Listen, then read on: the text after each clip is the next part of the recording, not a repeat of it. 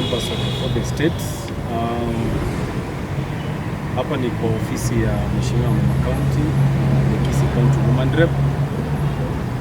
Leo tumekusanyika hapa so that we make a statement for the few things that need to be set straight.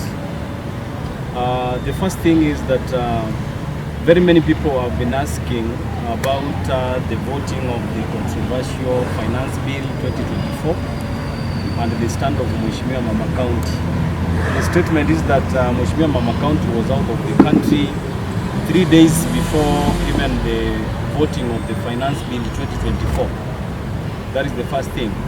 The second thing is that for the incident that happened yesterday in this compound, it is quite unfortunate, and the message from the office to the members of the public is that we condemn the act that happened yesterday with the highest terms possible, and we urge our youth not to be used for any political settlements between the politicians. So we condemn to the highest order and say that Mama County always preaches peace, and she wants harmony, and she wants people to be empowered to work for the county and the country at large. Nataka kusema kwamba ni mshtuko mkubwa sana kwa yale ambayo yaliweza kutendeka siku ya jana, na zaidi ya yote wakati tunapoona vijana wetu ni haki yao wanapoandamana, lakini tulikuwa tunajua ya kwamba watakuwa wakiandamana kwa njia ya amani. Lakini baadaye muda wakati tulikuja kupata ya kwamba wamegeuka na wakafamia ofisi ya NGAF, tukaona ya kwamba labda walipitisha, maana hii ofisi ni yao, inahudumia Wakisii wote, na hivyo nataka nishtumu hayo mambo ambayo yalitendeka siku ya jana. Na zaidi tunajua ya kwamba watu wanapitia majuto makubwa wakati huu sababu labda ya Finance Bill, lakini tunaomba ya kwamba utulivu uweze kuonekana wakati watu wanapoomba ya kwamba waweze kuhudumiwa jinsi ilivyo kutoka kwa serikali kuu.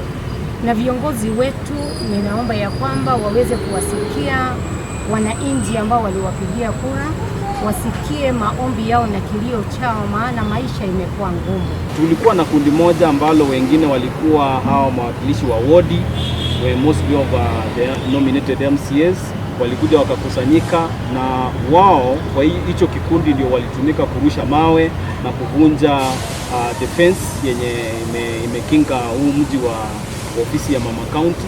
Hivyo basi tunasema kama ofisi hilo jambo tunalikemea sana, maana huu si wakati wa kupiga siasa.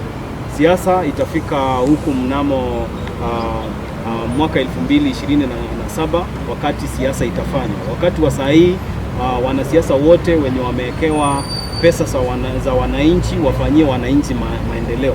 Yale mambo ambayo tulikusudia jana hayakuwa mazuri, na kama lile kundi linajiita Gen Z walikuja kwa maandamano ya amani, wao walikuwa na their constitutional right ya kufanya maandamano ya amani, lakini lile kundi ambalo lilikuja na watu wengine umri wao kidogo si wa Gen Z, wao ndio walileta rabsha, watu wakarusha mawe, wakavunja vioo za hili jengo. Tunakemea hilo jambo sana kama ofisi ya Mama County, na tunasema Mama County anasimamia maendeleo.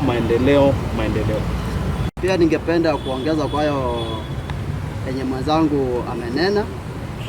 Tuko na uhakika watu maybe wachache wao tunawajua, na ikifikia nyakati hiyo ikisemekana ati ni kutaja majina, tutawataja majina kwa sababu tunajua pale wanapatikana, na hatutaenda kuvumilia tukiona Mama County tusiwa namna hiyo. So pia sisi tunaonya heshimu viongozi wetu, tuwape nyakati nzuri, watufanyie kazi. Kwa wale vijana tuliona na tuko na evidence, tuliwapiga picha na tunawajua, na wengi wao wanaendelea kututusi kwa mitandao. Nyakati hiyo ikifika, we shall record the statement na tutapeana kwa wale maofisa wenye maybe watachukua hatua. Asante sana.